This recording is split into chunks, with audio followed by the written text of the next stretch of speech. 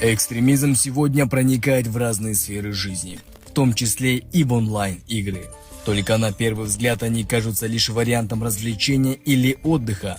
На деле же именно в игровом виртуальном мире экстремисты развернули свою бурную деятельность. Они используют игры для вербовки, маскируя свои идеи под дружеское общение или совместные задания, постепенно формируя у игроков искаженное восприятие мира, которое приводит их к конфликтам в семье и к ощущению враждебности общества. Важно помнить, что онлайн-игры должны оставаться безопасной средой для общения и развития. Родителям и педагогам стоит интересоваться увлечениями детей, а самим игрокам нужно быть внимательными к тому, с кем они общаются и какую информацию получают.